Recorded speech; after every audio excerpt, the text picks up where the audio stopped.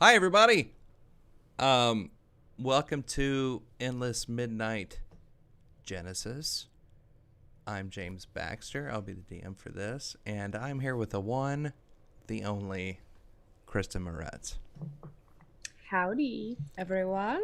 You may remember Kristen from Endless Midnight and Endless Midnight Entropy and everything else that Neon Goblin does, because Kristen is great. So,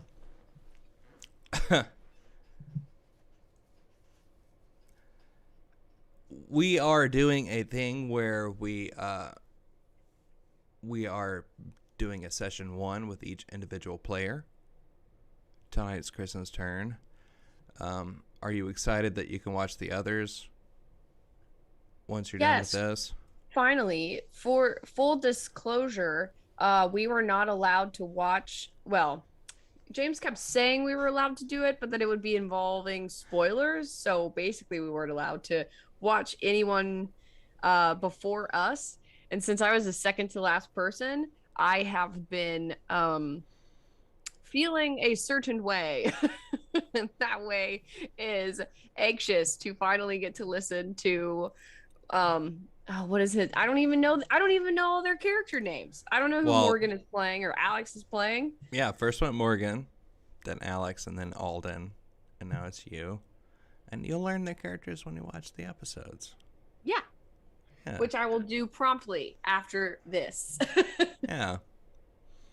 We don't have any sponsors for this. This is really, I mean, this is all hobby anyway, but this is for us. So, and also, we haven't been doing any exposition. We've just been getting into it. Like, there's no, like, I don't sit here and explain everything to you. There's no lore dump, nothing like that. I figure if you want to know what things are like in Scythia, you can go listen to Endless Midnight, right? Yeah, Yeah, which you should, because it's really quite good. Kristen is, yeah, in that one. So, um, Kristen, why don't you tell us about your character real fast before we get really started? Sure. My character, he is a human barbarian. His name is Cage. He is the baker in town.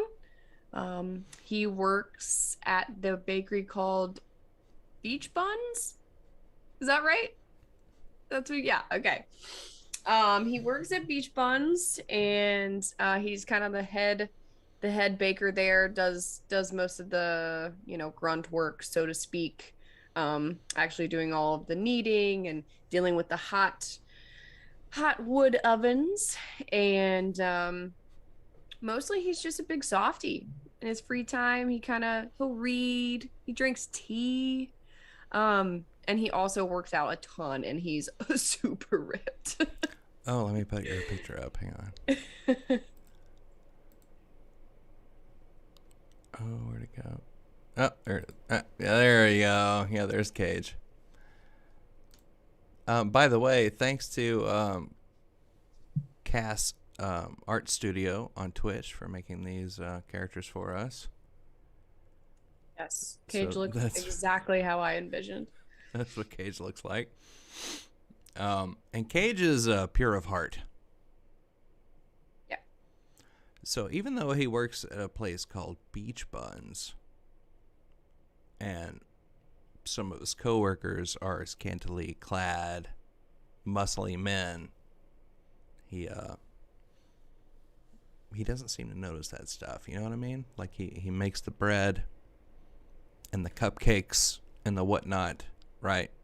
Yep. And on his lunch break, he actually leaves to go sit at a nearby park bench, and he reads his like semi-romance drama novels until it's time to go back to work. Oh, that's perfect. Okay. So, and Cage lives in Capello, which is, let me just put a map up here for a moment, which is in Scythia. Um, And there is a larger town nearby called Ampa Are. And Capello is to Ampa Are as Monterey, California is to San Francisco, if that makes sense. If anybody out there knows what I'm talking about. It's a tourist town. The people that live there are super rich, and the people that work there have to live, kind of nearby or in less than ideal conditions. It has beautiful beaches, just gorgeous. White sand, blue water. And it's a tourist town. If you walk around the town, around some of the brickwork off to the side, you might see like spray paint on the side, locals only, right? And Cage is at a place called Beach Buns, which is a they have buns and they have buns. You know what I'm saying? So the men that work there are scantily clad, and they sell baked goods. Now your boss is a woman named Mrs. Flock. She is in her...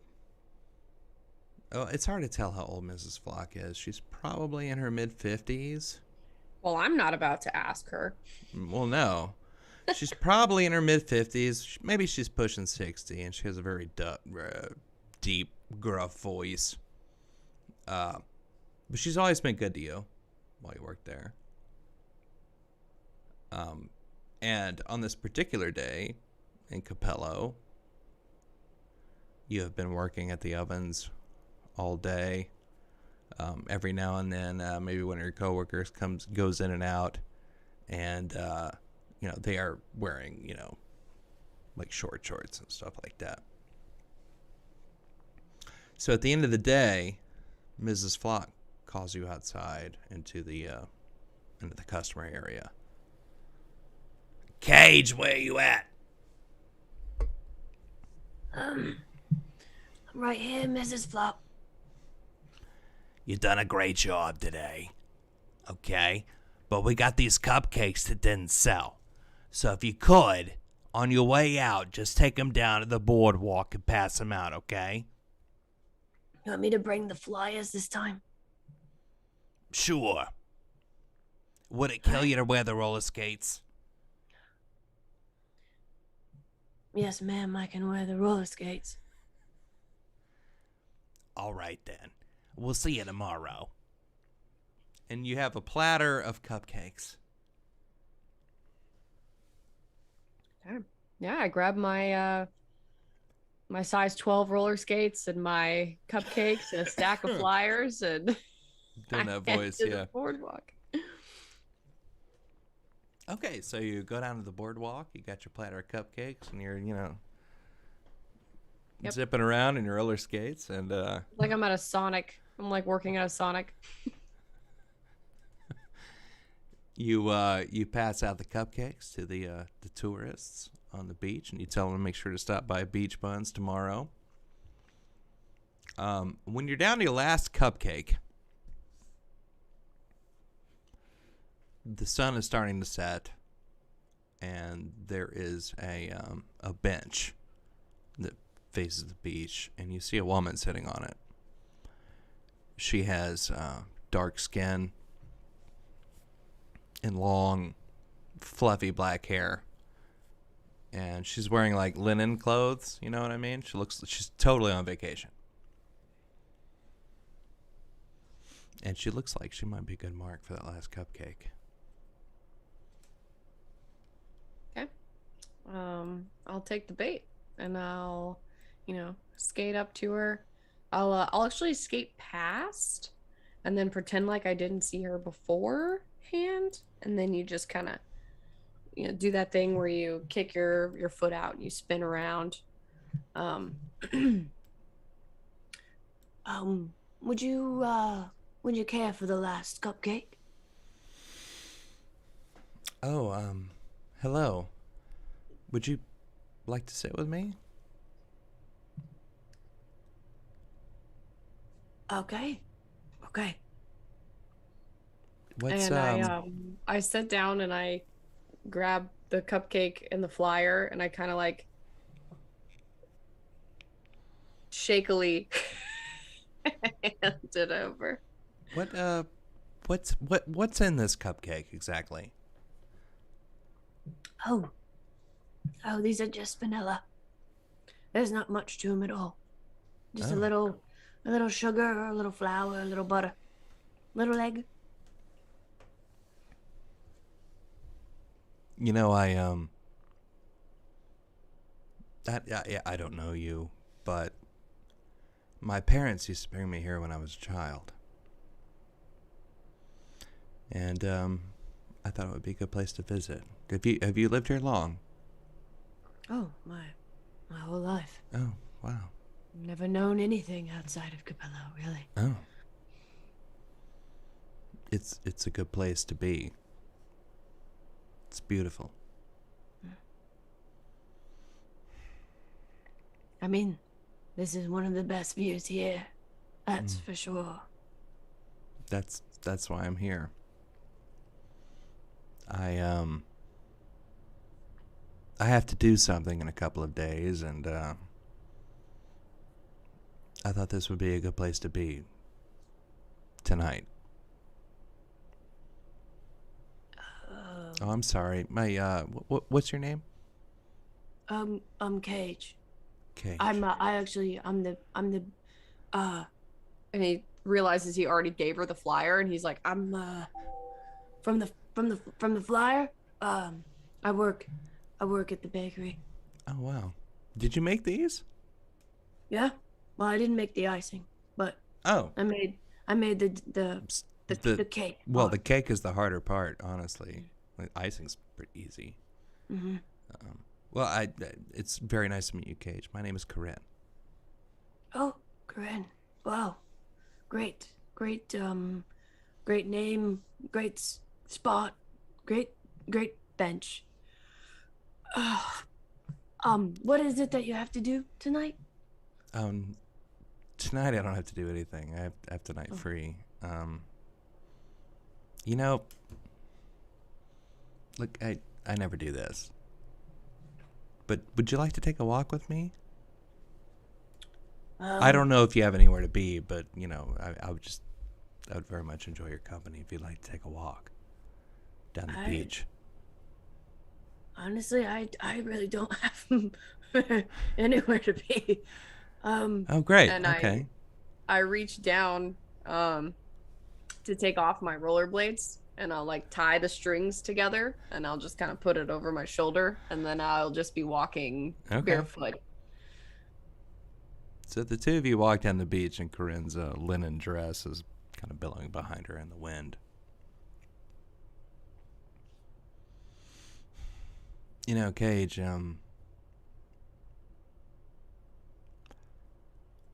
the next few days, have you been watching the news? No. You're not a news person. You don't. Okay, that's fine. No. Good for you. Good for you.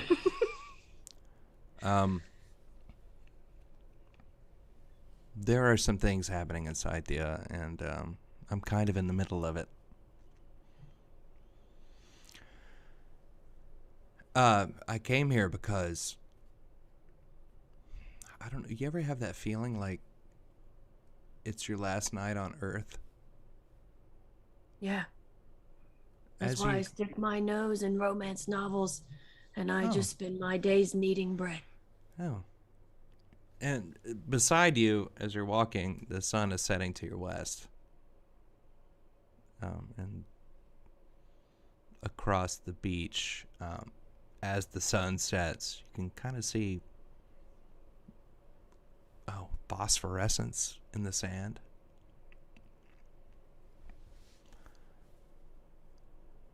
You know,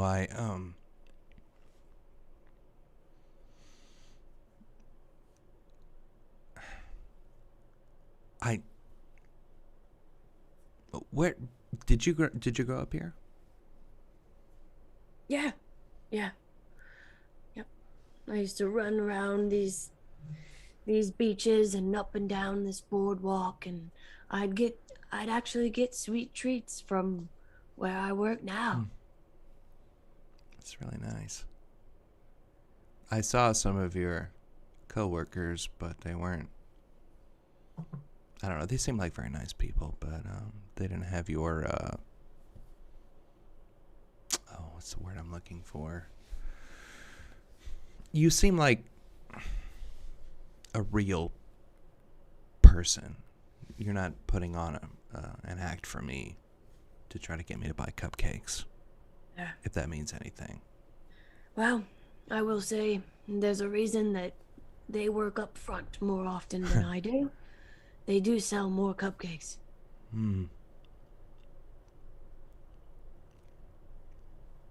Cage,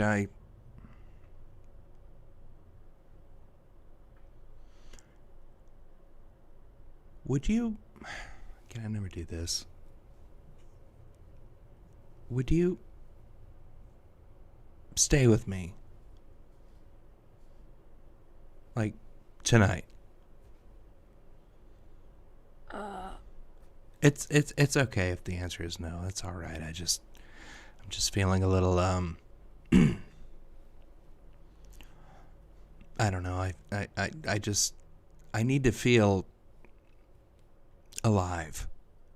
Just tonight. And If what you have is it- somewhere else you need to be, I understand. What is it that you think I can help with that?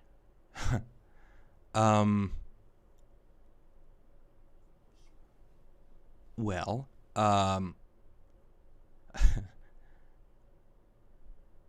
I don't really know how to answer that.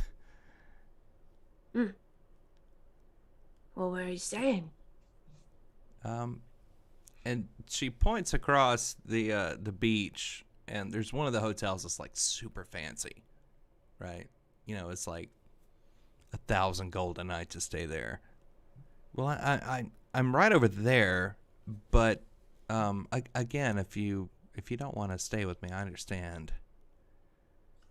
But Well, to be honest, I don't I don't know that I know you well enough to stay. that's kind of the point, Cage. You see, after tonight, I'm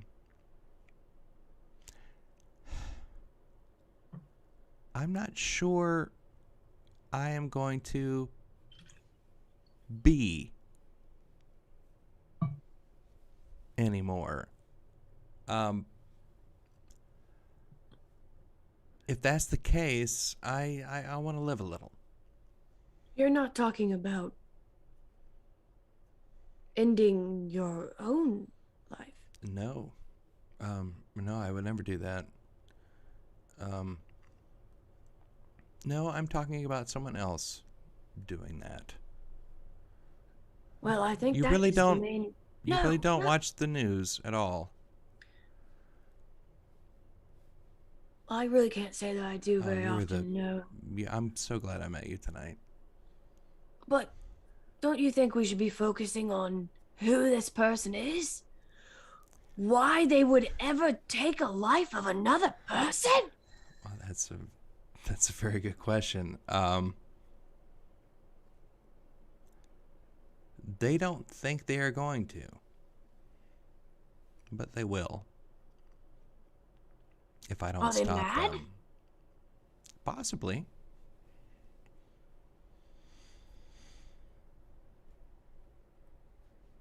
Well, don't you think we should be going after them and not spending our time having a good, jolly afternoon? Well, I mean, I'm going to. But before I do, I would like to feel alive one last time. I'd like to do that with you. unless if you you do want to. survive. I could. But I'm afraid I probably won't.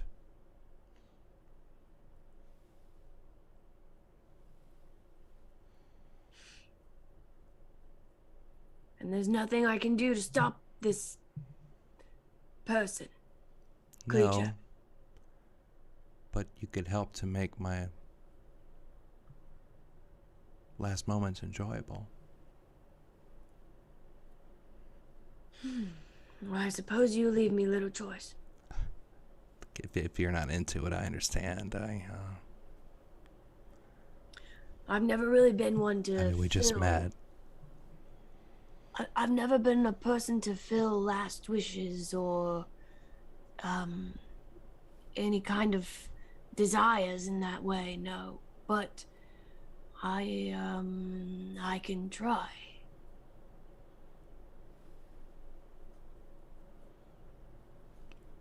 If you're willing to try.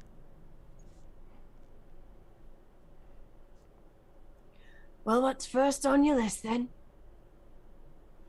You should probably take your shoes off and actually feel the sand underneath your feet. Oh, If this is the kind of night we'll have. That's a great idea. I will do that. And she kicks off her sandals.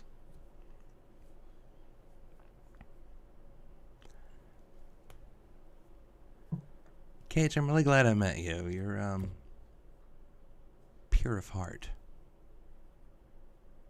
I can tell these things. I think that being naive is also a large part of that. I don't think so. I don't think you're as naive as you put forward. And I appreciate that.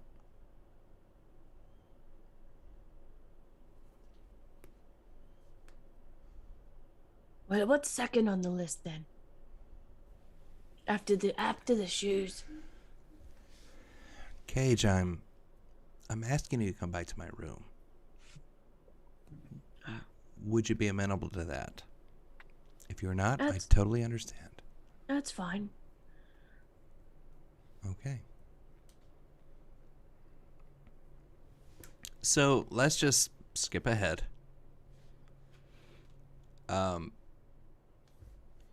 Whatever is in your head canon at the moment, dear viewers.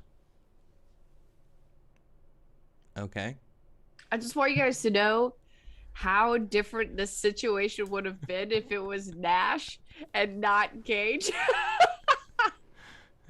Nash been all over that shit. We wouldn't have had to have that conversation if it was Nash. This would have been Nash's the best night of her life. Okay, so in the interest of not making it weird, we will shoot forward to the next morning. Corinne is putting her clothes on. And again, your headcanon is whatever as far as what happened. And she has a wrist piece that is beeping, which is what wakes Cage up. Does she wake up from it? Or do I wake up first? She is putting her clothes on when you wake up. She is. Oh, okay. She's not putting like her linen dress back on. She is getting dressed. She is dressed like a. Like Cage might not be one to watch the news, but he's seen a Fiskar military uniform before. Oh, yeah.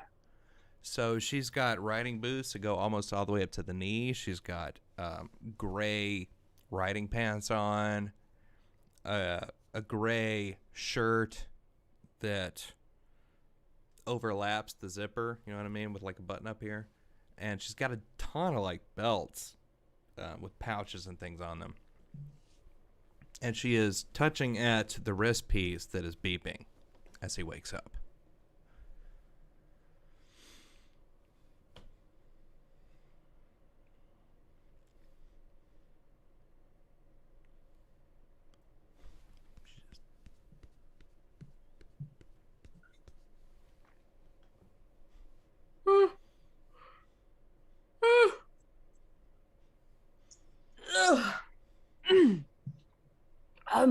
Are you gonna turn that off? Oh, are you awake? Sorry. No. I was really hoping. I was actually hoping to go back to sleep. Oh, you can totally do that. I'm about to leave. I have to be somewhere. Oh, okay. Are you gonna go deal with the gentleman who's, or a creature who's supposed to be ending your existence. Something like that. And I want you to know, Cage, that last night was amazing. It really made me focus on the present. I was feeling a little melancholy about the future, but now I feel focused. So you just go back to sleep. I'll be gone in a second, okay?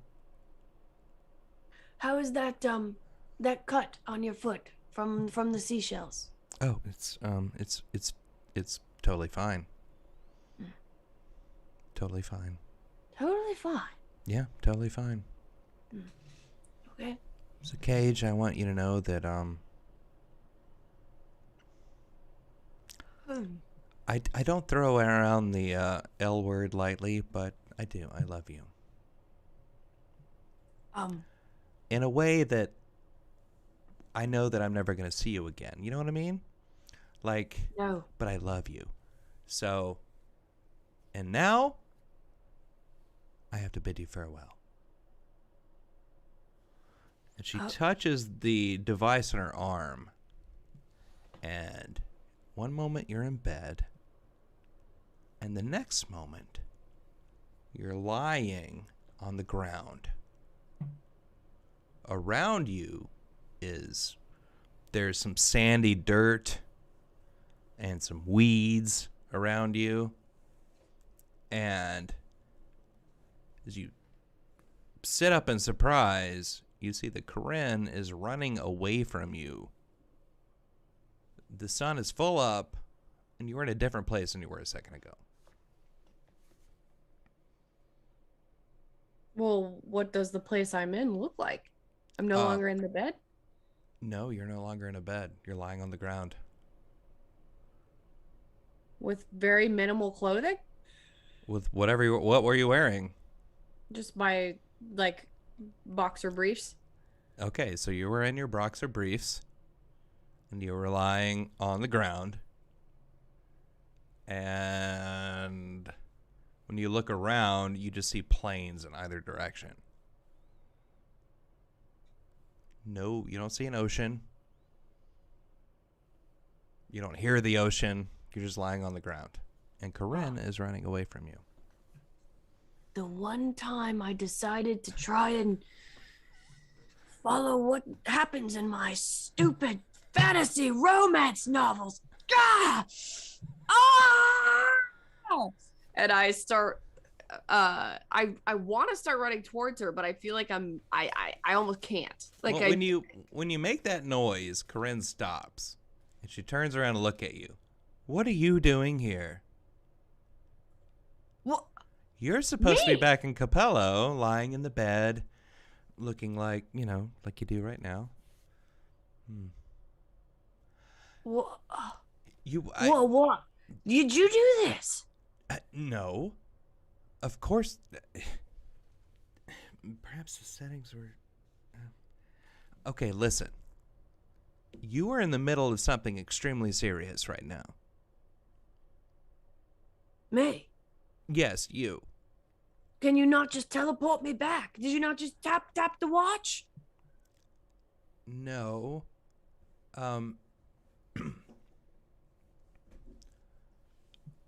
Look over there. And she waves her hand, and as she waves her hand, when she waves her hand, through the arc that her hand goes through, you can see a structure in the distance. But as her hand goes by, it fades out. That's where I'm going. And I guess that's where you're going now, too.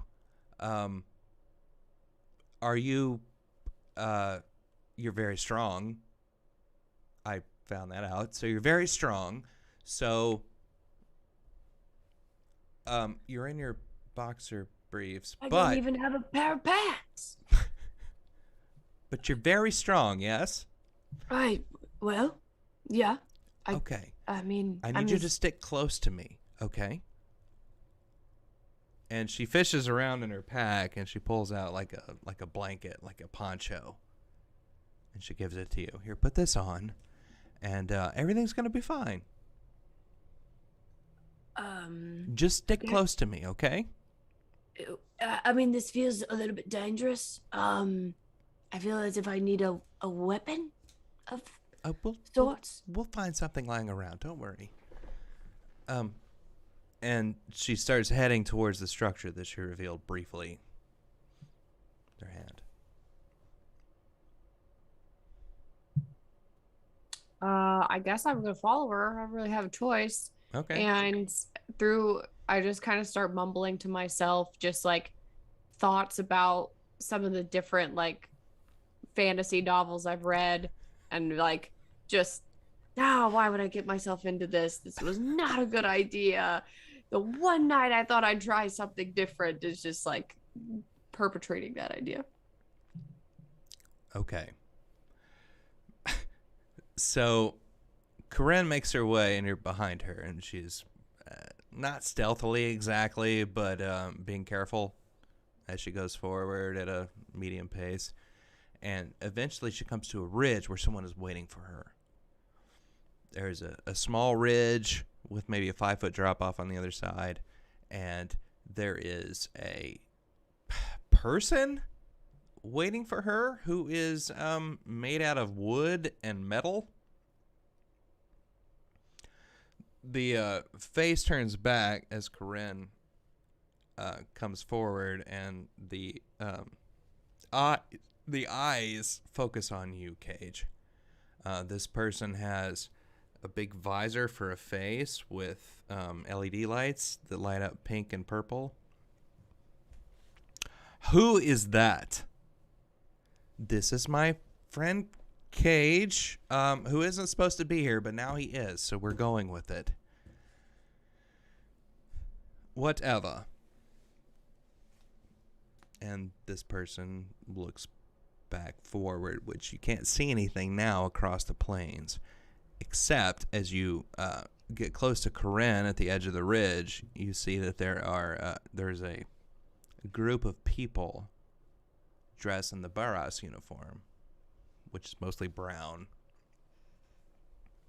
about 60 feet away. And it looked like a patrol. There are two that are carrying small rifles, and there is one that has like a really big rifle, and they're walking in tandem. Make sure you're quiet.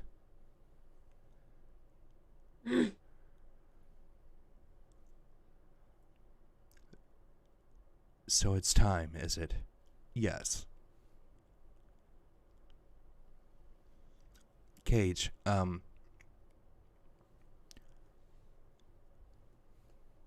we are going to infiltrate that building that I just showed you. The fate of at least Scythia is in the balance. Maybe the whole world, I'm not sure exactly what's going to happen. You don't watch the news, but Fiskar and Barras have been in a conflict, let's say, for a while now. And it's come to a head just recently. You see a head there, and she waves her hand again. And again, in the arc of her hand, you can see this building in the distance, which disappears as soon as her hand goes by. There's a building over there that houses a weapon. And this weapon has the power to destroy pretty much everything. And that's where Violet and I are going. Now, you can go back the way we came. I can't take you back. But you can go back the way we came. Or you can come with us. What do you want to do? So when you say all of Scythia, you mean everyone in it as well? Yeah. Well, I really wish I had some kind of weapon or time to prepare or. Why don't you roll a perception check for me there, Cage?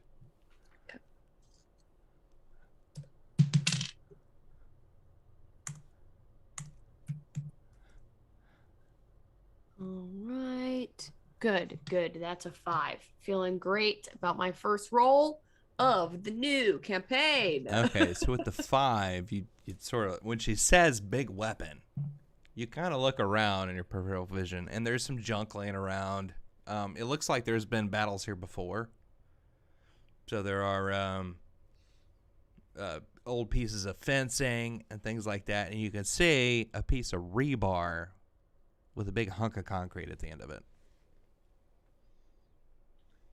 I'll run over there, and pick it up. It's pretty effortless to pick it up. Sure. And Well, it almost reminds me of a meat tenderizer. So, I guess I'll take it. so to use this piece of rebar with the concrete at the end, it's the stats of a great club. okay. Okay. Does that mean you want to come with us, or do you want to go back? I can't teleport you. You're just gonna go back across the plains. Well, if something really bad is going to happen to innocent people, then I guess I haven't been doing all these push-ups and pull-ups and bread kneading for nothing. I bet you can do a lot, can't you, Cage? Anyway, all right. So Violet is gonna go first, and then we're gonna follow behind. Okay. Okay.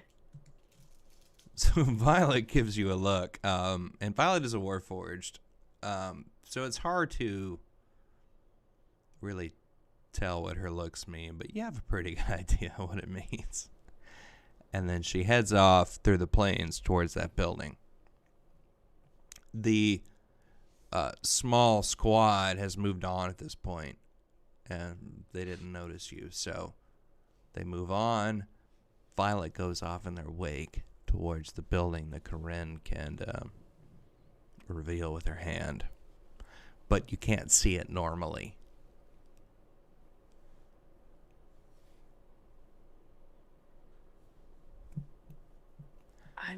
I guess I just follow them. I'm not really Okay. given any direction. So I just kind of stay like 10 feet back, and I'm just on like high alert, looking every possible direction. It's like I feel like someone's like behind me. I'm like looking behind me, of which I feel like I'm not even seeing anything, and I'm like turning my head back so quickly that I don't even if someone was there, I don't know if I really would have caught it. Okay. So Violet goes first, Corinne follows her, and you close behind.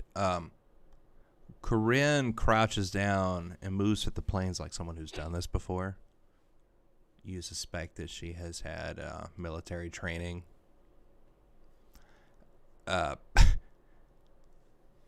And as you close in on what looks like nothing, once you get within 20 feet of it, the building reveals itself. And it looks like a bunker with like a big bulbous top on it, all made out of concrete. You don't see anyone around. And Violet makes her way up to the door, Corinne close behind.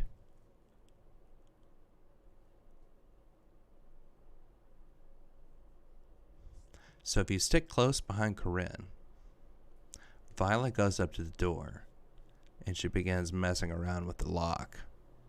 You don't really understand anything what's happening. You see buttons, right?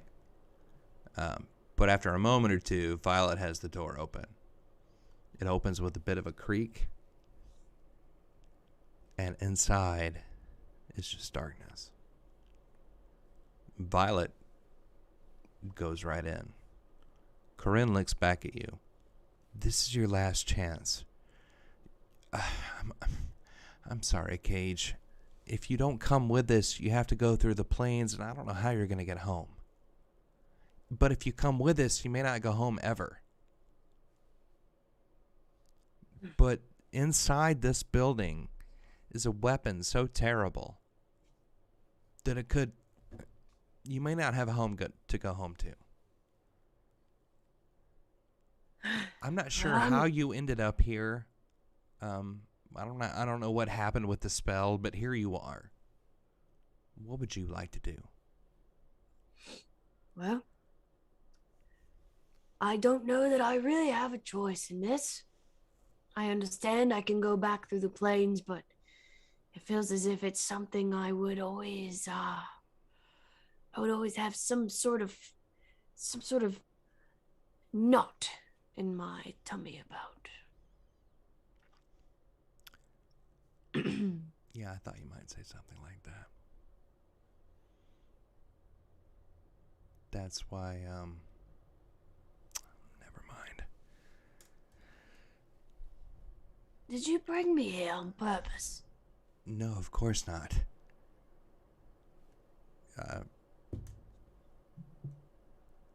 I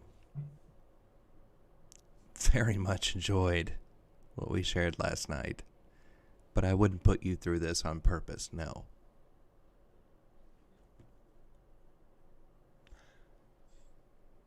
Well, We should follow Violet, if you're ready. Are you ready? I'm here to make myself useful. And nothing more. Okay, then. Here we go. Corinne crouches and goes through the doorway after Violet. Would you like to follow her? Yeah, definitely. Okay. I still stay a couple of feet back, just not really understanding where I'm going. I kind of want like time to reassess if I need to. Okay. As you enter the doorway, the temperature drops. It's much cooler inside than it was outside. There are concrete walls. It's like being in a basement, where it's just a little bit cooler than it is upstairs. There's a bit of a musty smell in the air. And as you make it down the hallway behind Corinne, every now and then Violet stops. And you're aware of other people in front of you, but they just magically pass, like, across, if you're in a side hallway, they just pass a hallway in front of you, just seemingly magically. And then Violet moves on.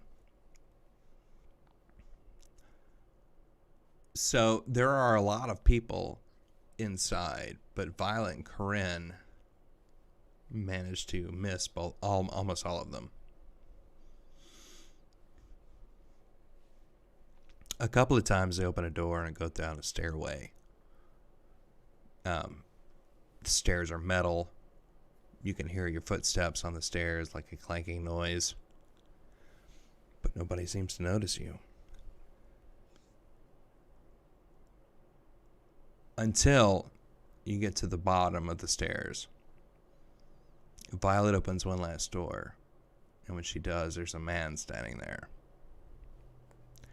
He is very, very large. Human. But he's like a head taller than you. How tall is Cage, by the way? Probably like 6'3". Pretty tall for a human.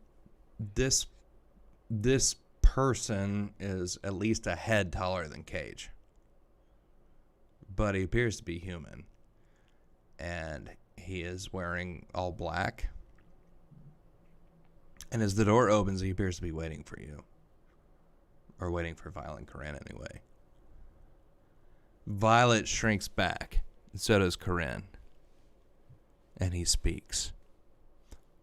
Hello, Corinne. About time I saw you. And I think that's where we'll take our first break. Or our break. Okay. How are you doing, Kristen? Doing okay? I'm doing great. I'm Okay. just trying to figure out where the hell this woman is taking me. Okay, so we're gonna take a break, 5 maybe 10 minutes, and then we'll be back to finish off Cage's episode. Ah! Yeah. Awesome. Stick around, everyone. Thanks for watching. It's mostly my mom and my grandma and Morgan, but hey.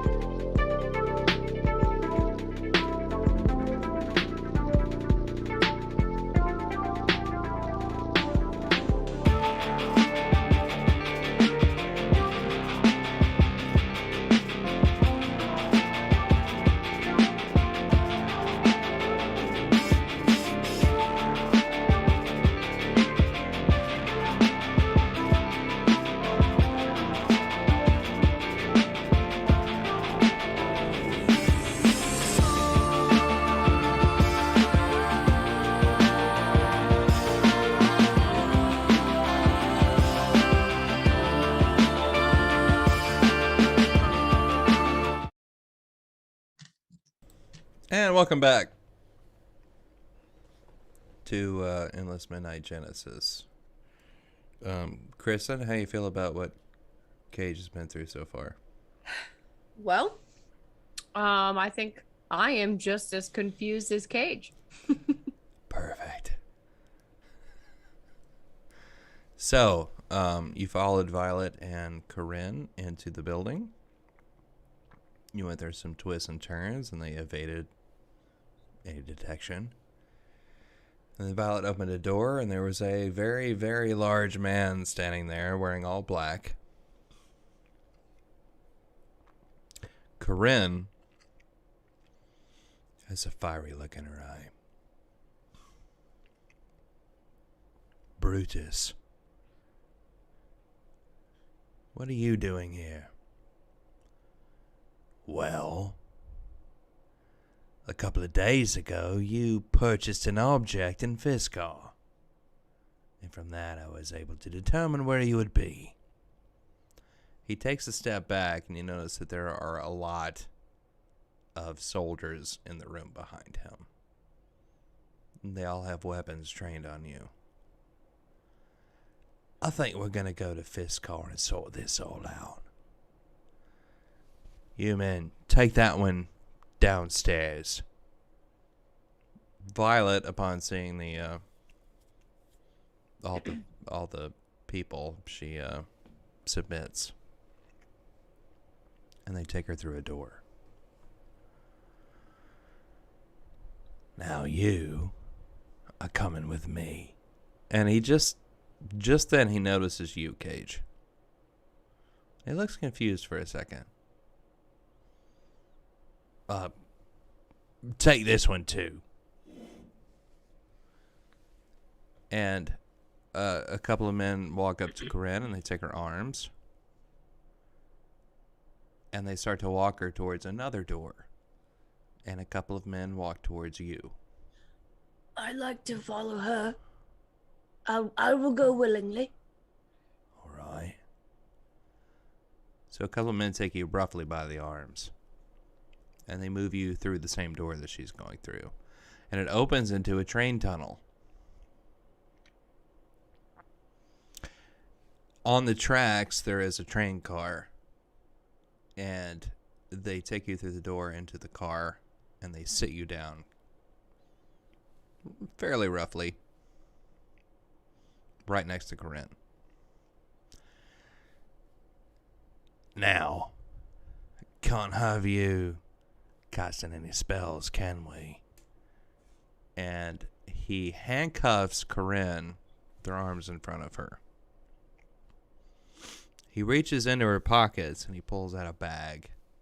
He shows it to her and he sticks it in a pocket. And then a couple of other men come and they handcuff you in front of you. I don't have any spells. Don't worry. We'll be there in a minute. And Brutus walks towards the front of the train car. And he disappears through a door. He leaves behind 2 soldiers in the car. Along with you and Corinne, whose hands are handcuffed in front of her. The car starts to move very slowly, and Corinne looks at you.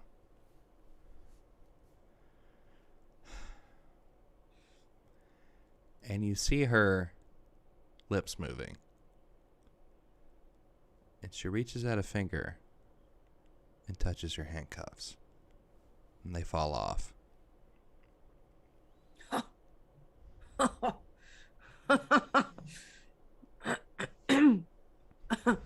That's quite the trick. We need to get out of here. Well, you know a way out. Just Or you you. want to just kick down the door. Just you, Cage. The car's already moving.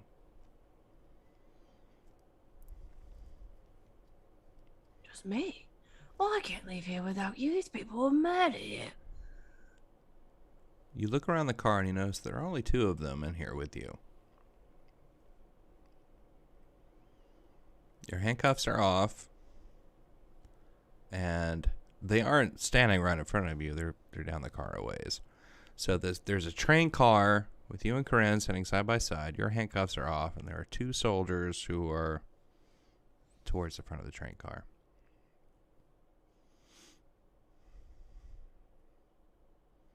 Right, I don't understand why would this just be me.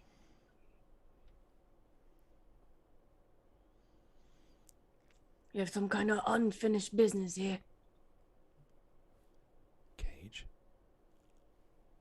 take them out. Oh, the train call, man. Yes. And so I, when she taps on my handcuffs, how do they, is it a rope that unravels? No, it's literally handcuffs, and they just unlock and fall off. Okay, so I'm gonna take them and put them upside down, so to speak, so that it kind of looks like I have them still on. I'm gonna walk over to one of the train car gentlemen. Oh, and right before I leave, I'm gonna say to Corinne, I do want you to know that I'm not just gonna do everything you tell me. But until we get out of this hell, I guess I will. and She blushes a little and looks down when you say that. and I kind of like, I'll have my hands still close to like my, I don't know, my lower abdomen, and I'll walk over. Hey, where's the best place to take a piss around here? Hey, you, why don't you sit back down? We'll be in Fiskar in a minute. I just need a restroom, that's all. The teleportation circles are powering up. We'll be there in a minute. I need a place to piss. And I need you to sit down. And he starts to walk towards you. Asked for a place to piss, and I take my hands, which are not actually handcuffed, and I kind of like lift the handcuffs off, and I go to like kick him below, so just like trip him onto the ground. Roll an attack. Right, just like an unarmed attack, or is it more like a shove? I don't know. I think it would be just a regular attack roll. Right. Well, this is miserable. I have not rolled above a 10. So 8 plus 5, 13. Okay, well, with a 13, you're attacking at his ankles, I assume. Yeah. With a 13, you definitely do connect. And you knock him off balance, and he starts to stumble backwards against the wall, and he's waving his weapon around as he does. The other one notices what's happening and starts to walk over towards you very quickly. Hey, what are you doing?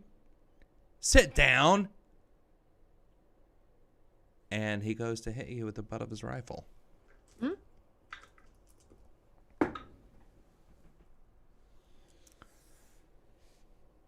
He walks up to you and he thrusts the butt of his rifle into your face, but you were able to duck out of the way. Sweet. And I will dodge and then try to swiftly kick him and just knock him onto the ground as well. Okay, roll your attack. Oh my god. This is so bad. That one is not even a 14. It's a 12. A 12 still hits. So Oh, good. It's so squishy. you sweep the legs out of from under one of them, who starts to stumble backwards. The other one tries to hit you with the butt of his rifle. You dodge out of the way, and you knock him back on his ass. Roll damage for that. Roll a d4. Okay. 1. 1 point of damage. So he stumbles back and he kind of hits his the back of his head on the door that Brutus went through a minute ago. And then the first one starts to stand up and he looks pretty indigent. or indignant. He looks indignant. And he kind of puffs at his chest and starts to walk towards you.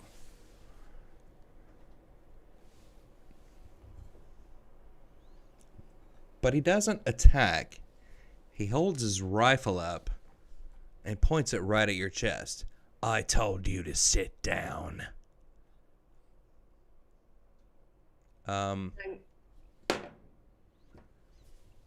What is your I guess intimidate. What's an intimidation versus? You know, it doesn't really matter. Do you feel intimidated, Cage? Yeah. Yeah, I mean, there's a rifle on my chest, so Okay. whenever he does that, I kind of side eye and look at Karen. I'd like to see what her body language is. She's sitting up very straight, with her hands in front of her. They're still handcuffed. She winks at you.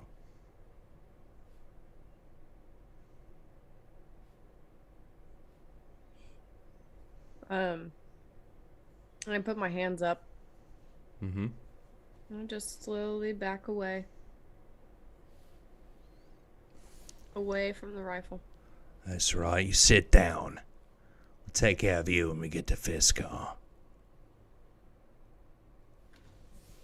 Has the other guy gotten off the ground yet? He's trying. He's kind of got his back up against the wall, and he's sort of getting his feet up under him. Does he at any point when he removes the rifle, like, turn away from me? Like, he just, go back to guarding Yeah, his no, post? they're neither one of them is laser focused on you. They don't seem like they're extremely good at this. Even somebody as inexperienced as Cage would notice that. Yeah, I'm gonna... They seem really young, too. Like, they're... How old is Cage? I would say, like, his late 20s. Okay, well, they're both, like... Maybe early 30s. I don't know. They're both, like, 19, 20 years old. They seem pretty fresh. Yeah, they're young soldier kids. So when he turns to, like, I don't know, face the door or, whatever, when he does that, I'm going to grab the barrel Okay. of the rifle. And basically just try to, like, yank it out. Roll a strength check for me. Oh, my pleasure. Oh, my first good roll. A dirty 20. Okay, so I rolled a 2. Yes. So, he looks away at his friend who's trying to get his feet up under him, right, and get up. And he's having a hard time, honestly. But when he does that, you reach forward, you grab the barrel, and you just yank the rifle out of his hand. And he makes a face like this. Is there like is there a window on the train or a door that looks like it can be unlocked? Yeah, there are. Right next to you, there's a door on either side of the train car, and there are windows all the way down. Yeah, whichever I'm closest to, I assume a window is probably a little easier to open. And I'm just gonna throw it out the window. The rifle? Yeah. Okay. The windows are closed, but you could easily open the door. Just like a sliding Yeah, train it's door. just a sliding train car yeah. door, yeah. Yeah, I'm gonna open it up. Not too much. I don't want it to cause another hazard, but Uh-huh. I mean rifles are pretty thin, so I'm throwing it out the window. Okay. So you throw the rifle out, and right about then, you feel odd for a moment. Your stomach kind of lifts into your esophagus for a moment. Kind of like you're on a roller coaster without being on a roller coaster, and then it drops back. So the guy in front of you is still making this face. And the one against the wall has finally made it to his feet. You were standing over them, being all cagey, right? Mm-hmm. What would you like to do now? Well, I'd kind of rather just see if I can push him back down. Try to Make do a little kick again. Okay. Make an attack roll. 22. My luck is changing. I threw the rifle out. I feel so you powerful. throw the rifle out. You feel funny for a second, and as the guy gets up, you just kind of kick out and you hit him right here, and it knocks him back against the wall, and he's back on his ass again. His rifle goes clattering 4 or 5 feet away from him, and the other one is still kind of like, okay. The guy that I just kicked. I mean, I have my handcuffs nearby. I'm just gonna see if I can handcuff him. Okay. So we're gonna do a grapple check for that. Okay. So roll a strength check for me. Man, that's a 10. Well, that beats him.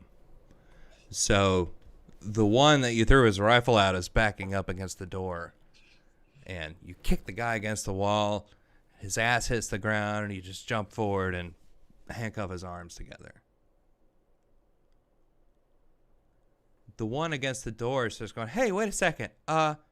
What? Yeah, let's talk about this." How about you sit down as well then? You've been telling me to sit down the entire time. Roll an intimidation check for me at advantage.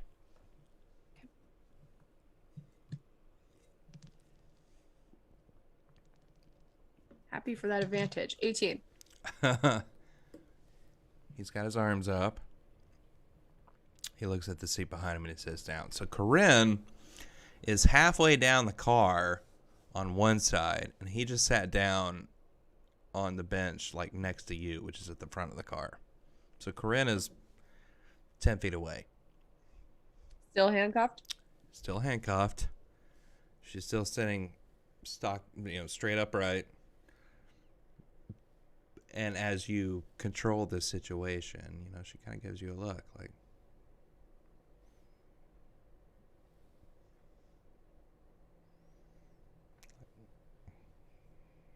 I try to follow her eyes. Is she just going back and forth between the two guards? no, she's going from your knees up to about here and then back down again.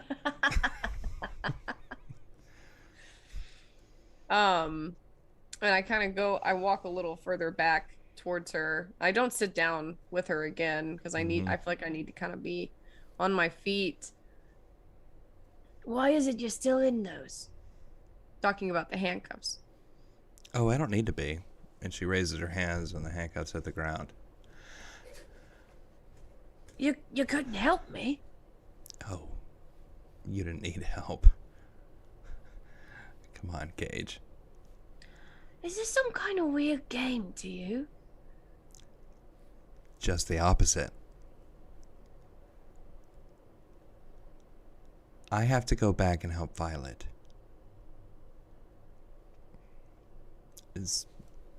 Since you've been able to free me, you can go on your own. I don't want to bring you with me because it's even more dangerous than you can imagine. Now that we're far away, maybe you'll be safe. I really want you to be safe, Cage. I didn't free you. I didn't get you out of those handcuffs. No, but you did a lot. I beat up a couple of children. Soldiers. You beat up a couple of soldiers, Cage. It's not something just anyone can do. Well, where's this train going then? Where is it supposed to drop me off? This train is in Fiskar right now. Is it no longer moving? No. Oh. Well, it's moving very slowly. It's coming up. It's been moving very slowly this whole time, as a matter of fact. I have to go back to get Violet, but I think you should get off here. The farther you are away from where we were, the better. So you just want me to wander into the town of Frisky? No. Frisky? Whatever the hell you said, a town I've never even been to. No. I want you to get off this train and walk back down the tracks into the earth. Follow the tracks the whole way. Yes. Because what's about to happen is going to happen on the surface. If you stay underground, you'll be safe. I really wish I wore shoes for this. They're wearing shoes. Oh, their feet are much too small. They are. They're way too small.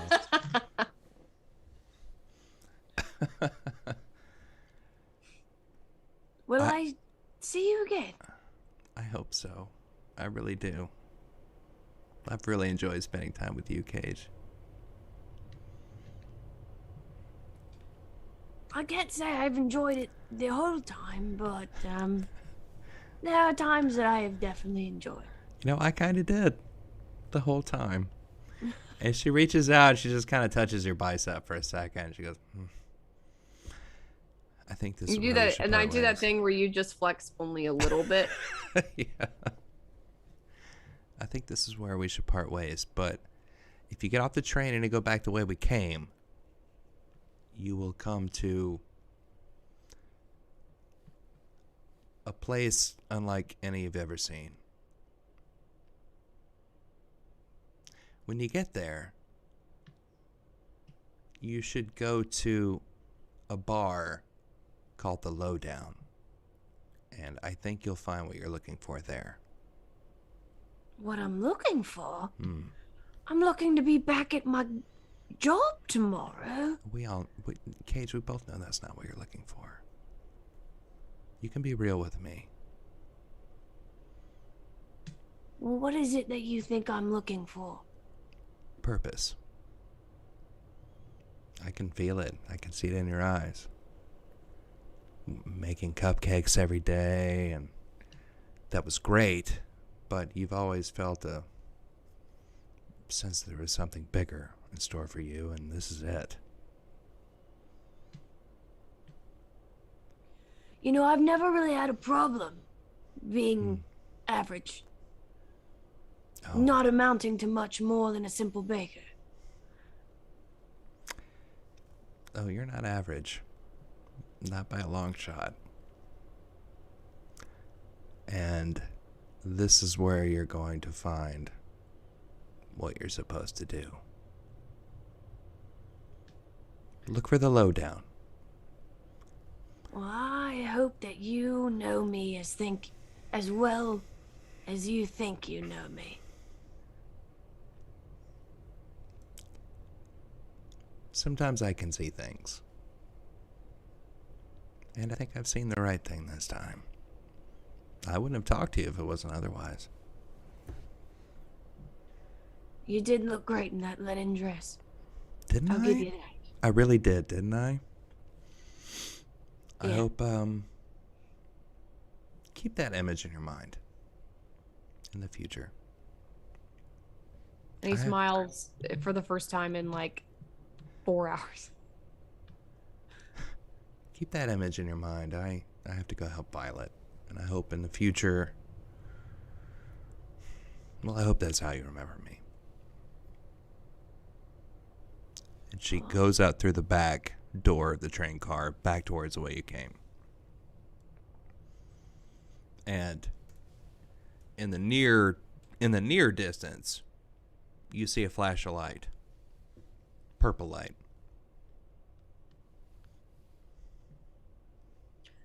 I definitely won't forget about you. And I think she's like out of earshot before I even think about saying that. And I guess I go to get off the train. Okay. I move the sliding door and climb down the little ladder and start walking barefoot down the railroad tracks. Well, in about, I don't know, less than 100 feet, you pass a big circle that's built into the tunnel, and it's still kind of crackling with electricity around the edges. But you walk through it, nothing happens.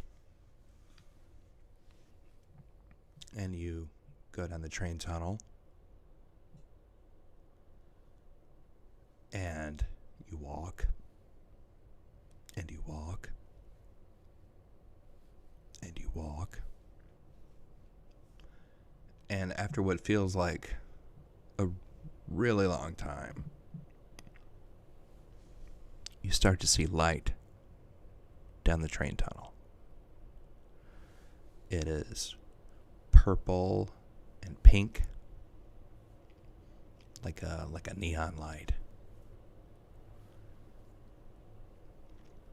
And as you continue to walk, the cavern, or the tunnel, widens out into a cavern. And there is an entire city in front of you. There are skyscrapers. Well, I call them skyscrapers, but tall buildings that reach to the top of the cavern. Everything is bathed in a pink and purple light. You start to see people walking around, going about their day. And as you first get into town, you notice a bar on the right. Its windows are opaque. It's like a train-side tavern. And above the door in neon, it says The Lowdown. But in front of you, you can see that there's an entire city underground. Does it have, can I catch like a name of a, it's got the name of the city and the population on a board somewhere? Nothing like that, no. There are people walking around. Yeah, I'm actually, I have my poncho on. I'm not too terrifying. Probably a little dirty, and I try to get the attention of someone walking past. Okay. There is a older to let's say middle-aged to late 50s man walking by who's got a bag with, like, you can see celery sticking out of it. Sir. Eh? Well, not to bother. Where are we? I'm a bit lost. What do you mean, where are we? What's the name of this town? That town there? Yeah. Oh, well, I guess it depends on who you ask, really. There's several names for it. Where are you from? Capello. On the coast. surface. Well, yeah. Surface. Okay, well, if you're from the surface, you probably refer to this as the under, or perhaps lower Scythia. Is that it? I suppose. Thank you for your help. All right, then. And he keeps walking. I guess I'm gonna walk into the bar. Okay. So you walk into the bar, and it is the quintessential dive bar. The only light in the place is from the neon sign above the bar. At a couple of tables, you see people just like passed out. But at the bar, there's no bar. You don't see a bartender. But at the bar, you see three people. One is a green tiefling who is looking around like she just got there. You see a very regally, stately man who has a goatee and a monocle. And you see a red tiefling with gold horns who's dressed extremely fashionably. They're all looking around like they just got there too. And that is where we will end this session. Do they turn around and see a man in tidy whities and a poncho and no shoes? Yes, they do. Okay. Just wanted to make sure. That's exactly what they see.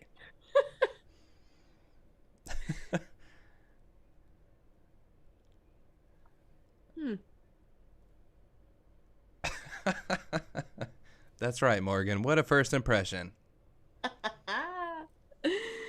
Okay. That's on brand for Kristen. Yeah. Poncho and tidy whities. Okay, so next week we have our last solo session, our last individual session, which will be with Steven Johnson. And we all meet in the tavern. That's right. As, as you do in D&D. Okay. Kristen, how do you feel about that? Feel good or bad or I what? feel great. I feel great. I'm excited to meet all these people and also listen to what they did for the last 3 weeks. That's right. You can go back and listen to it. Yeah. Well, I don't know if you can listen to Alden's. Twitch wasn't kind to us during my stay in the hotel. But once it's out on podcast, everyone will be able to listen to it, which that's the point of this, is we're going to do a podcast the way we used to. So that's what we're really looking forward towards. Awesome. Okay. It was great. Well, Kristen, thank you for coming. Thank you for doing this with me. Yeah, James, thank you. Viewers, thank you for watching. Next week we're going to have Steven Johnson in our last individual session. And we will see you then.